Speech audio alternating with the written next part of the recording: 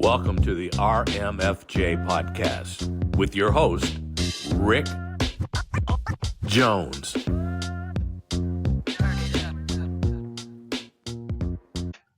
It's real. Hello, everyone. Welcome to the RMFJ podcast. I am Rick Jones, and today I'm with Dr. Kristin Barnes. Doc, how you doing? I'm good. Do I call you Doc or do I call you Doc, Kristin? What's the best?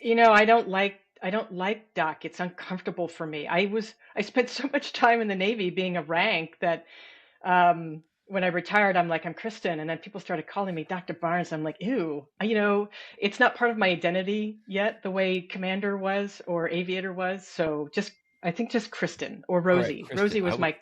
Rosie was my call sign when I was flying.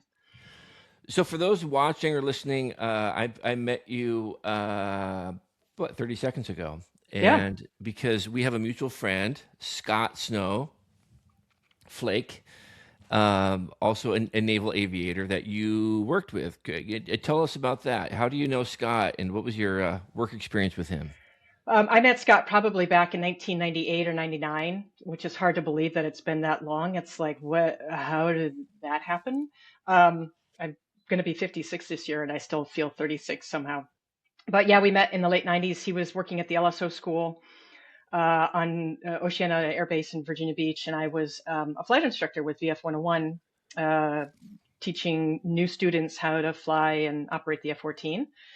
And we ended up being instructors together, and then we ended up being on staff together following that tour, and then we ended up being in a squadron together. So we did three consecutive tours together. And then we ended up in Hawaii together, and he ended up signing my fit reps, which to this day is and fit rep is a fitness report, right? Our annual whatevers. It chuckles. It makes me chuckle to think that Flake was signing my fitness report. So it almost didn't seem why does fair. that make you chuckle? I want to hear why that makes you chuckle. Because it's Flake, man. He's the guy that says, I'm lost, follow me. I love him. He's a brother, and he kept me alive. I'd like to think we helped keep each other alive. But when somebody is that close to you, that it's just weird that like you're a goofball and you're signing my fitness reports. Not that he wasn't qualified. It's just like it's just weird how the universe works out sometimes. But yeah, I was bummed that we ended up going our separate ways, and I reconnected with him in October of 2022, which is a very pivotal time in my life. That's a whole nother story that we can get into if you want to, but he connected me with a lot of people that put me where I am now, and that's in the psychedelic space. And I don't know if he knew he was doing that, but he connected me with a bunch of naval aviators who are working with veterans and psychedelics. And so I think one of the things that Scott does well is he follows his intuition. And whether he knew he was doing that on purpose or he was following his intuition, hey, connect with these people. It doesn't matter to me, but he's still part of my life, and he still connects me. He probably followed his intuition to connect me with you, and boom, that's how we got here. I just covered 30 years. It's amazing. He's I had him on the podcast, and it was a great episode. He was awesome. But yeah, I think you described him perfectly. Like he's really serious, unless he's not, and then he's very not serious. It's just so crazy. Yeah, I love it. He's just so like serious, and he's Commander Scott, and then he's just not. He's just goofball funny Scott. Yeah, and so yeah, it's funny to see both sides of him like that. Well, neither one of them is fake. It's like right. It's like we all have different parts of our personality, but I love the fact that I've seen both his serious side, because when you're going into combat in an aircraft over enemy country, you don't want the goofball in the front seat, and you don't want the goofball in the back seat. You want somebody who's got their shit together and can keep you alive. And then when you get back and you're eating mid-rats on the carrier, and then we can be goofballs. What was that like going into combat with him? What was that like? Like, so you're launching off the carrier. What is that like? What does that feel like? You've Scott up front, you're in the back. I mean, is it just a level of high confidence and let's go get him, or is it like, hey, let's just go see what this adventure is together, or what was it like? I think it's all those things. It also felt very surreal for much of my early career. The invasion of Iraq in 91 happened right before I was commissioned. And then 9/11 happened after I'd been, flying or commissioned for almost 10 years. But it's one of those things where you never think, especially since the aircraft I was flying, the F-14, wasn't originally designed to be an air-to-ground aircraft. And all these wars that we're doing are air-to-ground wars. So it felt very surreal and like, are we really going to do this? And then you go and you do it, and it's just like, this isn't real. This isn't happening. I don't know if the current wave of, youth in naval aviation feel the same way. It's times are different where we are now. And I'm sorry about my cat's tail. That's awesome. But it was a lot of, this is surreal, and I'm ready. This is what I've trained for my whole life. And oh my God, please just make sure that we land safely back in the carrier and don't get ourselves in trouble. I was never afraid of dying. I was afraid of just doing something that would make myself look stupid for, in perpetuity. Sure. And I was in good hands with Scott. Like I trusted that man, like I trusted few other people. Yeah, so I was in good hands. So what's your, on a mission like that, what is your job as the backseater? I mean, is it called a BNR, or what's the term that you guys would use? We have all kinds of things that we call backseaters. Today they call them WISOs, weapon system operators. That's the F-18 term. In A6s, they were the BN, the Bombardier Navigator. In F-14s, they were the Radar Intercept Officer, RIO. So we called them RIOs. The general term was Naval Flight Officer. That was somebody who was flight crew, but not the pilot. We also call NFOs No Future on the Outside. There's all kinds of derogatory things for, what did they say in the most recent Top Gun movie? I can't remember, but it was pretty good. It was like the wasted, sack of trash in the back seat that isn't doing anything. What I loved about the F-14, and I always wanted to fly sixes as I was coming through, is a very similar concept, except the two aviators were side by side. But there was a distinctive division of labor in the crew coordination. So there were very distinct things that made both air crew valuable. The pilot's valuable, of course, because he gets me where I need to be. And then the Rio is valuable because we were running the weapon systems. We were talking on the radio.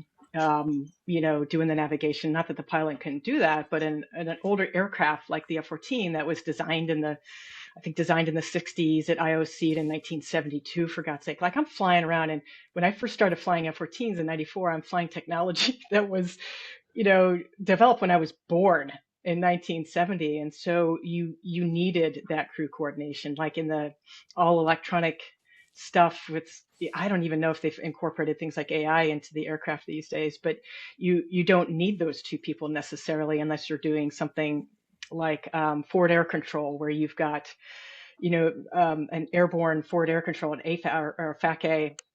One guy's doing the flying and the decoordination, and then the guy in the back seat might be working with the other aircraft that are inbound for. Have you heard of this kind of stuff before? Mm-hmm, yeah. Okay. So I'm not speaking Greek. No. So I think it depends on the mission. A lot of that electronic warfare stuff probably needs two people. But as far as things like air-to-air refueling, I don't know. That said, there's always more work to do than the pilot can do, and I think there's always advantage to having two sets of eyes, or in the case of some aircraft, many sets of eyes, because those aircraft are valuable and the people are valuable, and the more you can have a check and balance system with more than one person, I think the better off the mission's going to be, and then personal safety and aircraft safety are going to be. What's like your most exciting memory of being in the Navy? Ooh, I've got two. Coolest memory. I've got two that come to mind. One, the coolest memory I have is in 2004 in November. We did a flyby for the Green Bay Packers. It was Green Bay Packers versus the Minnesota Vikings. We flew in early. We were treated like royalty. There was the most amazing experience to go into. And I have family in Wisconsin. I've been a Green Bay Packer fan for a long time. I also grew up in Cleveland, so it's not like I'm rooting for the Browns. Anyway, so we did a flyby for that game, got to watch the game, after we landed in halftime, came back, watched the game from the sidelines. And I'm standing on the sideline next to a Green Bay player who's on one knee with his, hand on his helmet, and he's still taller than me. And it's like, wow, my life is surreal. This is the craziest thing ever. So that was a really amazing experience. we got to work out in their gym. I got to do a bench press on the same bench that, Brett Favre at the time was working out on. Um, Nice. yeah, so I didn't actually get to meet him. A little bit of a prima donna, I suppose, but I did get to meet a lot of the players, and that was really cool. And yeah, how many people get to do that?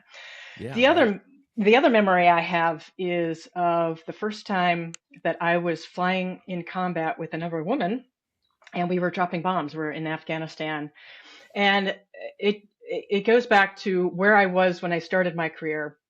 It was commissioned in '92, the combat exclusion allowing for women to enter combat roles, in my case, aviation, combat aviation, was lifted in '93. And so even during my education as a midshipman at the Naval Academy, I never thought that I'd do like I didn't even bother trying to learn about this because I'm never going to be in an F-14. Like that's for the cool kids, that's for all the guys, and I'm not allowed to do that. So to even make it to F-14s was a really surreal experience. Like I'm living somebody else's life. This is a dream. And then to end up after 9/11 flying in combat, which I never thought would happen, and then having a woman in the front seat, which I never thought would happen, and then actually letting bombs go from an aircraft. So all these things line up where you've got two female aircraft flying over Afghanistan in an aircraft that was never designed to drop bombs, and here we are dropping dumb bombs. Dumb bombs being the kind of bombs that are just, it's gravity. There's no laser. There's no GPS. And then coming back to the carrier after a 9-hour flight going, I don't think I'm ever going to have that opportunity ever again. I don't think I did. I think that was kind of a one-time thing, but I still remember who it was. I'm not going to share a name to protect her privacy, but it was a great flight, and it was a really, really interesting memory. I bet. Yeah. Okay, so not to get off topic, but when you drop these dumb bombs, how high are you? You have to be lower, right, when you drop those because they're not laser guided? It depends, and a lot of it has to do with what altitude you're dropping the bombs from, meaning over the ground, like AGL, right? Mm-hmm. So if your target is Denver and it's 5,000 feet AGL, I'm sorry, 5,000 feet MSL, meaning the elevation of Denver is at 5,000 feet, and you need to drop your bomb at 5,000 feet AGL, you're actually up at 10,000 feet MSL. And so flying in Afghanistan and Pakistan, well, we weren't dropping bombs in Pakistan. What am I saying? As you're flying over Pakistan to get into Afghanistan, we were actually flying pretty high to make sure that we had enough, clearance from some of the big mountains that were in the area. And I don't remember a lot of the specifics. I've forgotten a lot about what goes on, but I remember being pretty high up, like, rolling in at maybe 25 or 28. I can't remember exactly.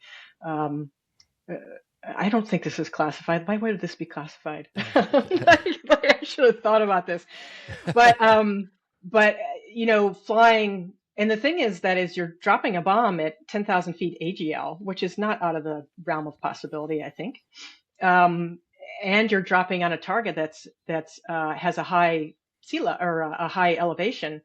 You might actually be at an MSL that's really high, and so the flying characteristics for an aircraft, like a little bit of a big aircraft like the F-14, doing a 4G turn at 28,000 feet is going to be different than doing a 4G turn at 500 feet. So it depended greatly on where the target was, what the defenses were, what were the peaks in the local area, and that sort of thing. So it depends.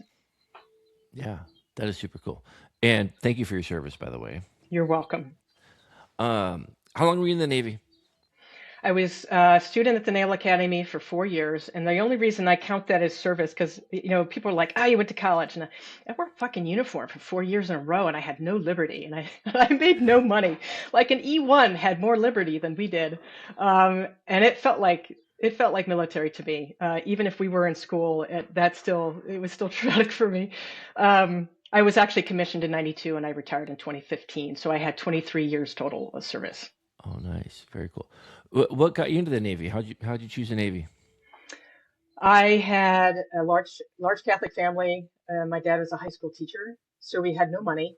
I graduated in 1988, and I think my dad was still, well, not making very much, but he was very clear. And this was in the area where, Gen Xers are like, you're out of the house, or you're paying rent. I don't care what you do, you just can't do it here, right? And so I watched my oldest brother enlist in the Army, My second brother got a Navy ROTC scholarship to Boston University. My sister put herself through college the old-fashioned way, and I'm like, ugh, that seems like a lot. So I applied. I applied to Marine ROTC scholarship, and I got one. And I applied to the Air Force, and I applied to Navy, because if I'm going to do this, I'm going to do it right. Mhm. And so I got accepted to the Marine Corps ROTC scholarship to Miami University of Ohio, and I passed that up to do the Naval Academy. So there's a free Nice. ride. I needed somewhere to go. Like it's, and I live in Port Townsend. We were talking about this earlier, and Port Townsend is where Officer and Gentleman was filmed, That's right? right. Yeah. Like I'm up at Fort Worden and all that. Like I ran by Fort Worden today, which is the iconic scenes outside the living spaces, and I love the scene where it was filmed not far from maybe a mile from where I am now, where he's Richard Gere's like, I got nowhere else to go. Like that was me. Like I had nowhere else to go. They took me, so I'm going to go make the best of a really good opportunity, and I have a job afterwards, and I don't know what I'll do. But it's for a kid who's 18 years old, got nothing else going on, has the opportunity. I would have been stupid to turn it down. That's so cool. That's Yeah. great. Great reasons any. Yeah. So yeah, very cool. Now you're the officer. Yes. You ever put your Well, dress rights on, then go through the Fort oh Worden? my God. When I moved here, and it's even funnier because, and this is part of my life history. I came out of the closet when I was 40, so I have a partner now. But when I moved here, we were joking about that, and the paper factory from the movie is still here, and it fucking stinks. And it's like it's a part of Port Townsend. You just drive in, you're gonna smell the paper factory. And when I watched the movie again recently, it's definitely a guilty pleasure. We were joking that we could reenact the scene with, me in a set of whites carrying her through the paper factory that is still here. And then it's like, oh my God, no, that would be ridiculous. But it is kind of a funny tidbit of history I that think you need to do it. yeah, it's funny. The house that is it Deborah Winger? Is she the actress that played the female character? The house that her family lived in is like 3 blocks away from me, and I walk by it every day almost. And so it's like every time I walk by the Officer and a Gentleman house. Anyway, a little bit of movie history for you there. I love that. Port Townsend, Washington. Yeah, that's a Yeah. beautiful little town. As we were just talking about, we were yeah, I think my wife and I were going to take the boat up there sometime and go do a night in the dock up there at Port Townsend. Yeah, because it'll probably take us 3 hours from here to get up there. Got to go do that. So now though, so you are as we stated right at the very beginning, a doctor. hmm How did that happen? So that was after the Navy? Yeah, I retired in 2015, and it happens to a lot of folks who stay in for a really long time. The end of service is going to come eventually. Like no matter what you do, unless you die before you retire, you're going to have to get out. And as that when you tie your identity so much to a thing, there's grief involved. And so I kept trying to push it out, like I'm not ready to get out yet. I'm not ready to get out yet. And finally they said, no, you either deploy again or you have to get out. So I can't deploy anymore. I'm done. I did 7. That's enough for me. So I decided to retire, and hold on just a second. I don't know why I keep having a phone call come in despite my do not disturb. So I knew that I didn't want to be part of the military complex. I had some things happen during the service that I did not believe in what we were doing. I don't believe in what we're doing right now. That's a whole nother conversation. And I think it puts service members in harm's way for things that they're not like. That's not appropriate way to use our military. But anyway, I don't need to make that political. But my point is that there was a split between where I was and where I wanted to be in terms of how I did future service. Like I feel like somebody who like service is in my bones. That's what I do. And how can I still be of service and not be part of something that I didn't believe in? And so the answer to that was get into healthcare. And because nothing I've done in my life has been standard, I decided to take a non-standard route, which was naturopathic medicine. And when people hear the word naturopath, they think, oh, that's woo-woo, that's fake, that's pseudoscience. And I'm here to tell you, it's not. I am licensed by the state of Washington to practice primary care. I could credential with Regents and Primera and all the insurances. My medical education was real. I took gross anatomy, biochemistry, all the things. And I think one of the things that I figured out along the way is I do love um, helping people feel better, and it's less about the physiology of feeling better and more about the mental health of feeling better. But in that journey, I realized it wasn't just a good fit because of where I wanted to help people, but because of the fact that I was helping myself on such a deep level. So I ended up being a naturopathic doctor. I'm a licensed acupuncturist. I work with herbs. I work with, Western herbs, Chinese herbs, and I do body work. And it's all designed around helping people heal from chronic pain. And chronic pain can be physical, chronic pain can be emotional. And it's also very convenient that I'm a veteran because so many veterans need help and don't know where to get it. And so I'm a good resource for people who are looking for ways to feel better. How can we find you resources outside the VA? And that kind of links in with the beginning of the conversation about psychedelics. I'm deeply involved in psychedelics for veterans. And yeah, how about I pause there and let you ask a few questions? No, I think that's great. Yeah, 'cause I actually was going to ask you about the psychedelics. I mean, that's so foreign. I know nothing about it. I just when you say psychedelic, I think of listen to Pink Floyd albums back in the day at the laser show, and that's about Oh as my psychedelic. gosh. That's as crazy as I ever got. But yeah, so explain psychedelics and what the role is of those. Yeah, so some psychedelics I think mankind has known about since we were up on two legs. Like mushrooms are ubiquitous, whether that's the amanita, the Mario mushroom, the red cap with the white dots, or the psilocybin mushroom, which grows, almost everywhere in some form or fashion, to things like peyote. Iboga is an African psychedelic. Like these things are part of cultures. This isn't something that just, poked its head up in the 60s. Ayahuasca is an interesting one because they don't think it necessarily has been around for thousands of years. There's some contention on whether it's fairly recent in the last 100 years, but whether it has or hasn't, it's undeniable that these things have unbelievable impact on our neurology and our nervous system. And that can be used a lot of different ways. So in America, it's being co opted and I hope not corrupted by the healing establishment, which being co opted by the healing establishment isn't necessarily a bad thing, because if you use it in a context that people are comfortable with, then they'll be more accepting. And if we can get these things accepted into our culture a little bit more, we'll have more leeway with how they can be used to help people feel better. Corrupted, as soon as something like this gets regulated and then capitalized upon, uh, I it can, people who need it can lose access because it gets out of their reach, and I feel like it gets corrupted a little bit by human greed. But in the end, the psychedelics are just a tool. We have enough research to know that they do something fantastical to the brain and the nervous system that is a giant reset. People are suffering with depression, anxiety, eating disorders, alcohol use disorder, opioid use disorder, um, have amazing remission of the conditions that they're struggling with.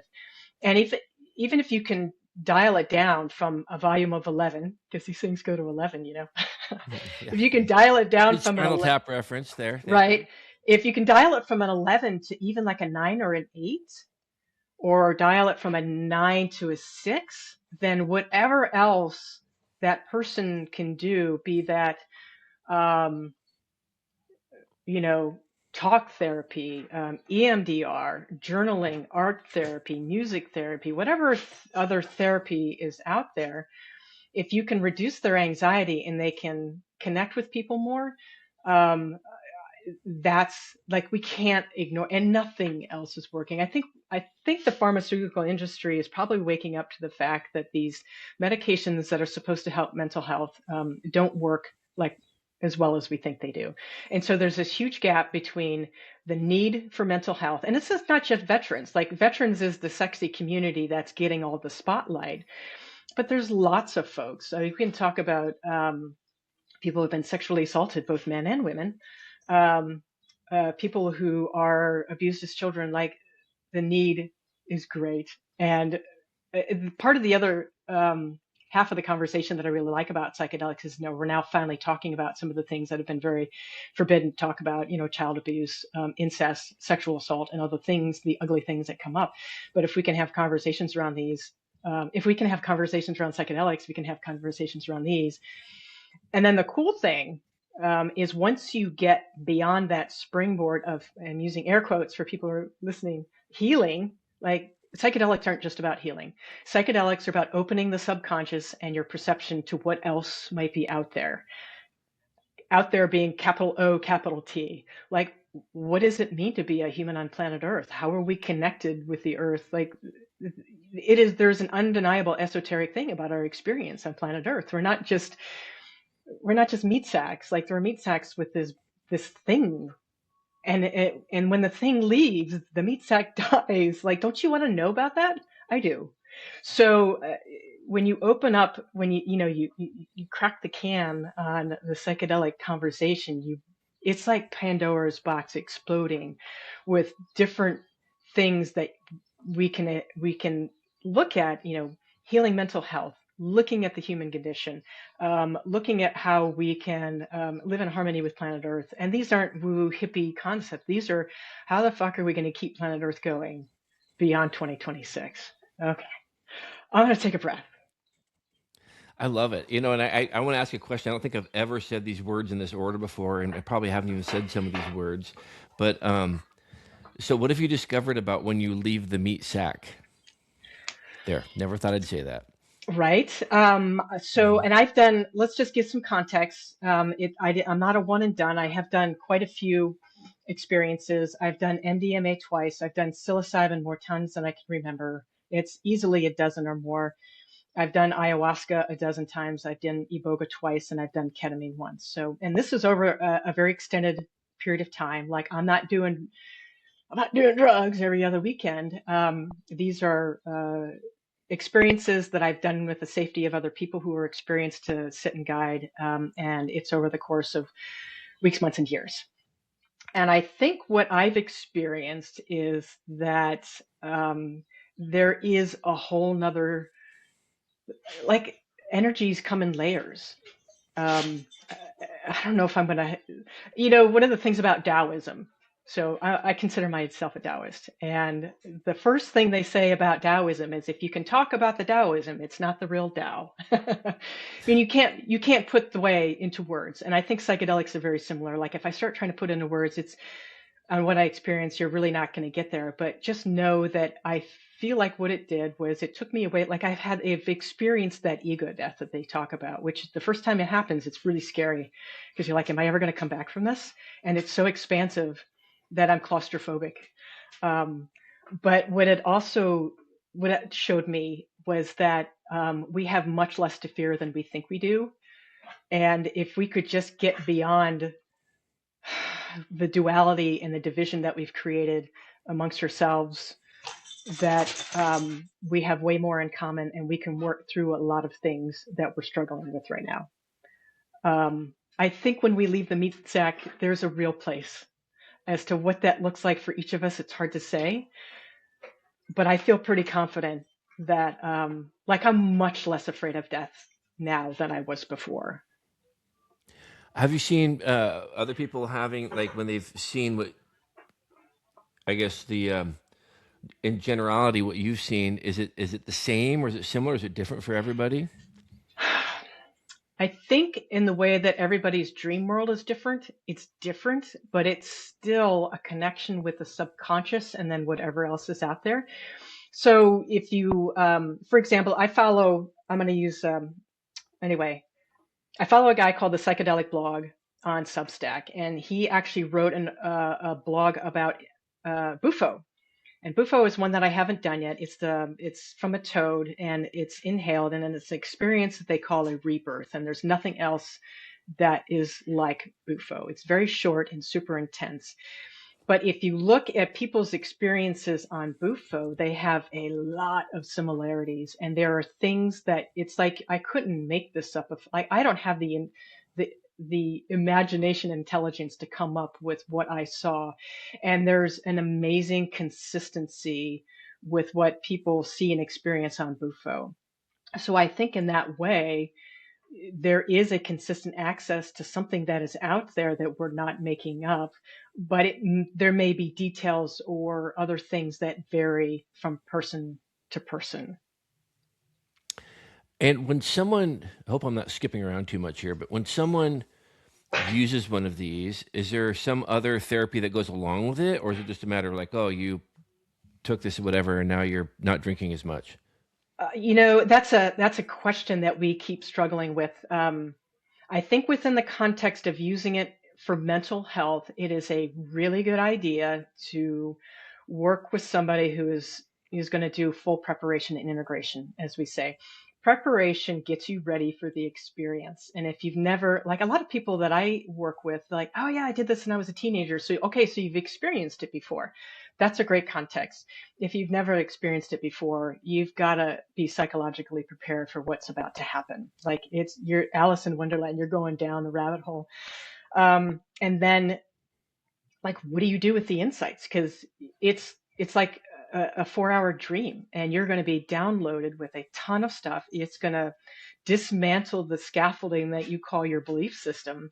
It's going to destabilize you in a way. And if you aren't prepared to do the work on the other end to restabilize yourself, or the work on the front end to make sure you don't get too destabilized, then it can be a very bad experience. And so within the context of using this for things like depression, PTSD, absolutely you want to do this with somebody who is very experienced, has some sort of education, whether that be the Western model or a journeyman education with an indigenous provider, and understands the kind of destabilization that can occur within the belief system, so that you can be supported afterwards. Like when you see that your entire life has been built on a belief system that is essentially not true, how do you go on living? You've got to build a new pattern, and you can't do that alone. You need people to support you through that. If you're using within the context of enjoying, and this is totally valid, like I think MDMA to go to a rave, as long as it's safe, it's not laced with something, and the rave is a safe place. I think that is a great, I've never done that, but I can imagine how that would be a really great human experience with the connection and the beat and the music and everything I know about how the nervous system regulates with music. Like that's a valid human experience. But the bottom line is, if you've never done it, you really need to do your homework about, okay, which one are you going to do? Because they're all different. Like for a first timer, you don't want to do iboga or ayahuasca necessarily, unless you really feel called. You might want to start with something a little bit more gentle, and then understand that you need to talk to many people. And the internet is full of people that can talk to you about these substances. What are the risks? What are the benefits? Look at the research. So your question's kind of loaded. There's many different ways of approaching how you use these things. And you mentioned a lot of different ones. Do they all do wildly different things? I mean, are they all bringing you to different areas? I mean, Yeah. What? Yeah. For example, iboga, which is the herb, or it's a root bark that ibogaine is extracted from, and ibogaine is famous within like the special forces community. Like those guys are the ones that really put iboga on the map. Iboga affects dopamine pathways and opioid pathways. Like there is empirical evidence to suggest that iboga can completely put an opioid addiction in remission. Now, the problem with that is that if you have somebody who's used to taking heroin and they go do iboga, they've solved the physiological need, but have they solved the emotional need that created that addiction? And so there's more than one piece to that. But so iboga is looked at is being researched for things like Parkinson's and opioid addiction. Psilocybin looking at things like alcohol use disorder, postpartum depression, depression in general, ketamine, treatment-resistant depression. Ayahuasca is its own animal, and I'm here to tell you that the experiences that you have between and MDMA is not a classic psychedelic per se, as much as it's they call it an empathogen, and it affects the oxytocin system. Which you think about oxytocin, the bonding hormone, how potent of a love experience that would be. It's amazing. Like, it's one of the most beautiful experiences I've ever had. But MDMA for PTSD and anxiety, and psilocybin is looked at for the serotonin system, although we know that it affects other systems. And we haven't even talked about cannabis, which is the whole endocannabinoid system. Like, we have endocannabinoid receptors in our entire body. Cannabis is a psychoactive medication. You can look at it as weed or marijuana, but in the end, it's a potent plant medicine. And so the receptors that medicine affects are quite different from the other ones. And so understanding what your condition is going in, whether it's I'm looking at depression, I'm looking at anxiety, or I'm looking to get a really cool human experience, is really going to inform and how healthy you are. Like, somebody who's an 80-year-old with cardiac problems is not going to be doing iboga or ibogaine. Somebody who, in that case, might want to steer towards something way gentler like mushrooms. So there's an entire medical conversation that goes into which one is safe for me and how can I access these. And then there's this whole microdose thing, right? Microdose is all the buzz. A lot of people are microdosing psilocybin, microdosing LSD. I don't work with LSD. I've never had LSD, but I know that microdosing can be a very potent thing with LSD. So there's different ways, different doses. Like, it's a whole doctorate field and beyond. Like, I can't wait to see where this is in 10 to 20 years. It's gonna, like, no pun intended, like a fucking mushroom cloud. This is gonna go up and it's gonna expand. Yeah, I have little doubt about that. I mean, if it's as you say it sounds pretty amazing. This iboga, you said special forces, but what's the tie there? I'm not sure how they found it, to be honest with you, but guys like Heroic Hearts and Jesse Gould are working with the Mission Within and a place called Ambio down in Mexico, because iboga, you can't access iboga legally in the United States. There might be some trials going on. I'm not entirely sure, or maybe they're working on it. Like, I think Texas just passed an ibogaine initiative. Kentucky was working on it and it failed. But if you really want to access iboga, you got to leave the country.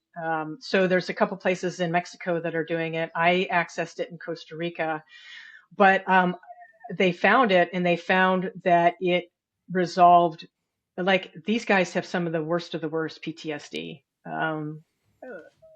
Unreal, moral injury, childhood abuse, and then they go into the service and they watch their buddies blow up. They're like, it's really bad stuff. And iboga has been one of the things that has helped bring them out of that. And if you think about, the statistic is 22 to 44 veterans end up dying by unaliving themselves every day. And that might be that they did that with a firearm or a weapon, or they did it through a drug overdose. There's some contention in what numbers are actually being looked at, but that's too many. Mm-hmm. Like, we lose members in combat, and that's understood, but when you lose 100 times that because people are unaliving themselves, like, that's not right. And so they took it into their own hands. And they said, and you would expect a military member is going to do that. Like, you're not fixing it. Fuck you. We're going to do it ourselves. And so they did. They found a way, and it's exploded into the consciousness. What was the name? There's a documentary that just came out. I haven't seen it. The Waves, something, I don't know, but you can Google it and find it. That shows about their use of ibogaine, how they used it, and the before and after. So I think they really got the ball rolling with regards to getting this way more in the public consciousness, but we still have a long way to go. Um, did you see that meme about mushrooms? Sorry, there was the about people discovering them and how they. There was this meme, and I had to look it up real quick. 'Cause it's, Okay. but can't stop thinking about people who first ate mushrooms through trial and error. Then the quote is, "This one tastes like meat. This one killed Kevin instantly. This one made me see God for 3 weeks." Like, I can't imagine the trial and error of like, yeah, like, I mean, because these things sound so powerful, so influential, so wonderful or terrifying, probably depending on what it is or how you use it or whatever. And so that has to be. I mean, you talk about the mushroom cloud of this thing exploding. I mean, got to be careful with that, right? I mean, you could see. Oh yeah. And I'm thinking about back in the day, and I wasn't there for this, but a mutual friend in high school was at a party and thought it would be funny, and they had one of those. I think it was a Mario mushroom or whatever, and to be funny and silly and whatever, took it like a big bite out of it, and has never been the same. Just has never, and not in a really not in a great way. It really changed him instantly. Like, it did something permanent rewiring. Yeah. So that's a risk, right? I mean, it's one thing.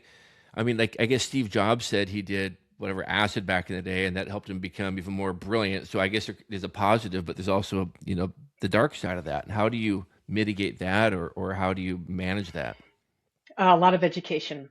So psilocybin is not legal in Washington State, but harm reduction education is, and it falls within my scope of practice. And I live in Port Townsend, which is a decriminalized area, along with Tacoma and Olympia and Seattle. And I think King County just passed a decrim thing as well. And what that means is it's on the lowest rung of the law enforcement. So according to that agreement with law enforcement, I can gift, gather, and grow. And I'm not going to be pursued by law enforcement action. And what this requires is me to be intelligent. So, I'm not going to become a drug dealer, but it opens up the door of conversation for people. Like, people talk about these things on the regular in Port Townsend. It's a really interesting microcosm that we have here. I'm a member of the Port Townsend Psychedelic Society, and we have all kinds of circles. I help facilitate the Veteran Circle, and we have conversations about safe use and how do you grow, and if you need somebody to sit for you, how do you find somebody? And that is all education and harm reduction. And I think that's how you take the conversation forward. And regulation is going to, I guess, help with that. It's going to both help and hinder. That's a whole nother thing. But giving people the freedom to talk about it first is really important, because until people start asking questions, they're either going to experiment on their own or they're not going to experiment at all. And they have a right. Like, we're humans on planet Earth. I get to eat a mushroom. I don't have the right to hurt anybody else, and I really don't want to hurt myself. So how can I do that in a way that's intelligent? And there's lots of information out there. And so I think the way to avoid people getting bad trips is to, number one, be smart. Like, if you're ingesting something and you don't know what it is, why would you fucking do that? Like, why would you do that? If you grew Back it yourself, to the meme. right? Yeah. If you grew it yourself and you know what it is, then do it in a place that's safe, for God. Like, I've heard of people, taking these things and then going for a walk around Green Lake in Seattle. And I don't recommend that, especially at 3:00 in the morning.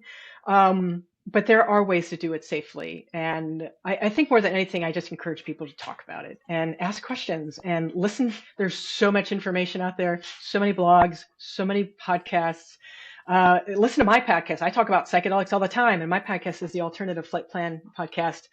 What's it called? The Alternative Flight Plan? The Alternative Flight Plan. It's a play on the alternate flight plan from Aviation. But just, if you're curious, just start listening.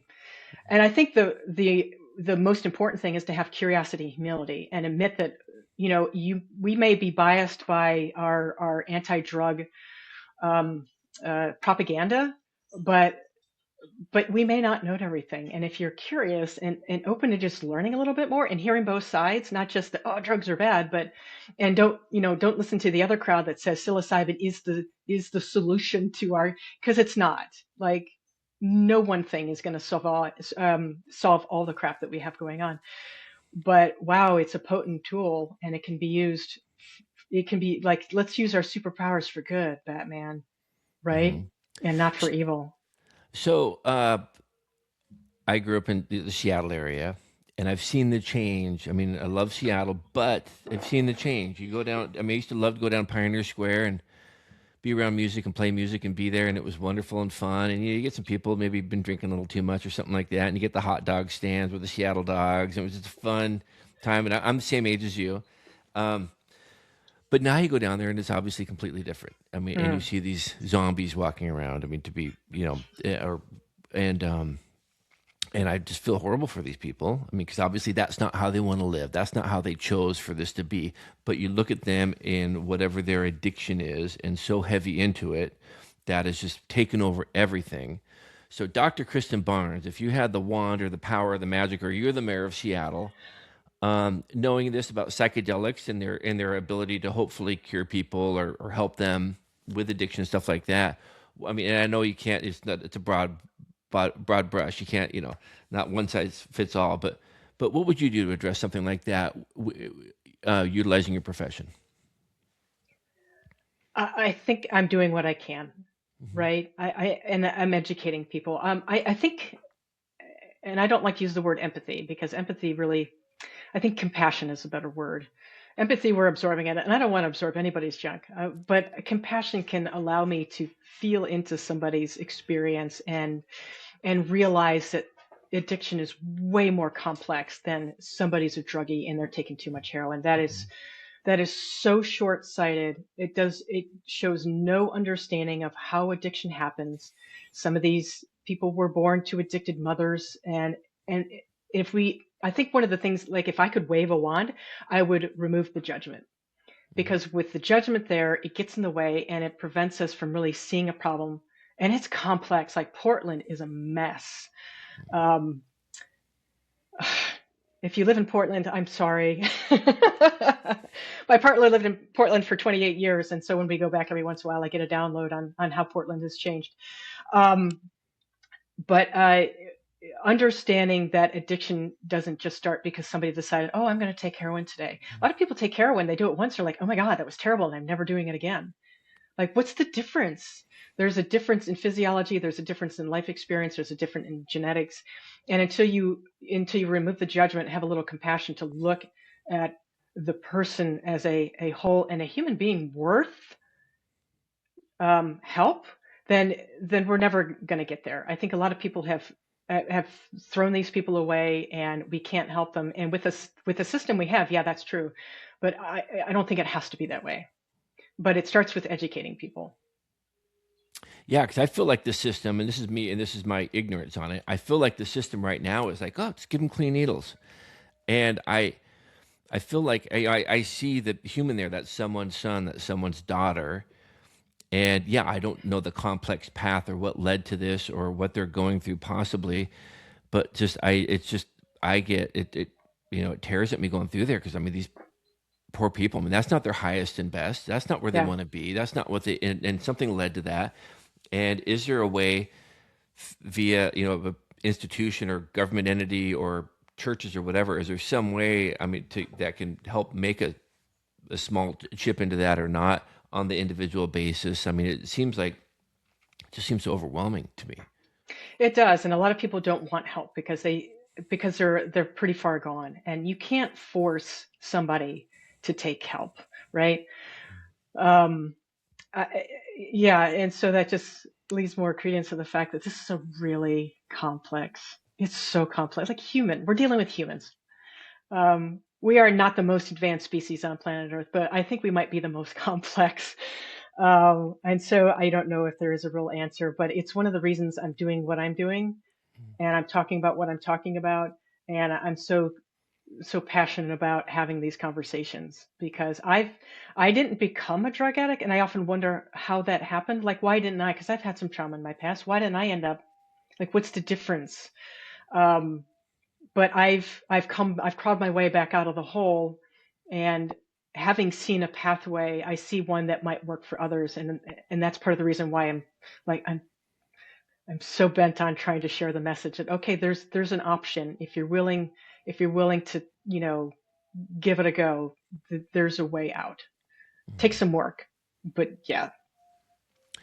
this is an oversimplification, but did you ever see, there's a TED Talk, a gentleman talking, I think it was a TED Talk in UK, that the summary of it was the opposite of addiction is connection. And he cited an experiment where they would put a rat in a cage, and they would have like either like one thing of just water, and the other one had like, I forget what it was, like cocaine or something else in the water, some sort of a drug in the water, and the rat would go to that one, and it would just go to that thing until it died. And they did the same thing with multiple rats in a larger cage with toy areas and food and that kind of stuff, and with other rats, and they had the same two bottles, and those rats would go to just the water one, because basically and it's this oversimplification, but talking about, at least in that instance, there's a connection, and they have a feeling and a purpose or whatever, and didn't have to be drawn to that. Does that sound like something you're? It does, and I think it shows that we don't understand the biology of connection. Mm-hmm. And the cascade of physiology that drives us to connect. Like there's a cascade of hormones that drive us to connect. And it's why when we're cast out of the tribe, so to speak, it feels like dying, because we are wired to connect. And if you don't give that to a biological creature, they're going to fill that physiological cascade with whatever they can. So yeah, I think it might be simplified, but I think valid. Mm. It is so cool talking to you. I had no idea. I thought we were going to just talk about Navy stuff and flying, and all of a sudden here we're talking about this. This is crazy. I love it. We probably get that a lot, though. It does. Unique. Yeah. So how does someone like you, I'm kind of jumping over to another topic now, but how does someone like you find contentment? What's contentment mean to Dr. Kristin Barnes? That's a really great question, because one of my dysfunctions in the past has been I never stop. Like go, go, go, go, go. I don't know how to slow down. Just because I'm quiet doesn't mean I'm still. And so and it's one of the lovely things about being in Port Townsend is it provides me, there's a lot of nature here. Like I went running on Fort Worden today. I'm in the middle of the woods. It's amazing. Is learning in my 50s how to be still. And I think contentment has less to do with being satisfied and more to do with being able to find stillness in a way that balances the busyness, because I'll never be unbusy. Like I'm the type of person that, especially with what I do, I can do this into my 70s. Like I can do this another 20 years. So how can I show up for people, do all the things I do, and then balance that with real rest? And the answer is finding stillness. So it's less about contentment and more about spaces for stillness that provide rest and creativity. So I was commenting on your guitars earlier. I had three. I've got three guitars now. Four. I got a mandolin. Oh, nice. Yeah, in a like a bass. I got two acoustic and the mandolin, and then I've got an indigenous flute that I play every once in a while. But I think part of my contentment comes from playing music. I'm still learning. Like I'm learning Spanish guitar style. And if you think about if a human brain is always learning, and music helps you learn, and music helps you connect, then music for me is the perfect way to find some contentment and stillness. So that's what Rosie does. Like I'm leading into that. Yeah, and finding more balance in terms of like how hard I work, because I don't have to work as hard as I do. I can probably work less hard, but that's a whole cultural thing about glorifying busy in our culture. It's a work in progress, but I'm definitely making a lot of progress. Sounds like it. Finding stillness. Awesome. Yeah, good. That's awesome. And the name of your podcast again, so people can get on there, is the Alternative Flight Plan? It is the Alternative Flight Plan podcast, and I talk about the overlap of alternative and conventional medicine paradigms and where they don't overlap. I love to make fun of the VA. I love to make fun of medical doctors, but it's not all that. It's about the two systems working together, because I don't think either one alone works well in our culture. We have too much serious disease to be just alternative, and we have too much lack of connection and too much insurance-based stuff in the conventional not to allow room for the alternative. So that's what I explore. Got it. Super and psychedelics. Cool. Yeah. Love it. Yeah. Well, I almost said doc, but I didn't. I'm going to It's okay. Dr. Kristin Barnes. Thank you so much for your time. It's so cool to get to know you, and it's great that you know, knowing Scott, it's so cool to see, you know, the cool half of that cockpit too, which is you now. So yeah, I said Well, that, so hopefully he hears this, and I'll hear back oh from him my on that. God. Yeah, no, but yeah, but thank you so much for your time and for sharing all of your knowledge and your history and your experiences. And again, thank you for your service. That's You're awesome. welcome. And but yeah, God bless you. God bless everyone listening. Thank you so much for listening to the podcast. Please follow, subscribe, and we'll talk to you later. Thank you. All right.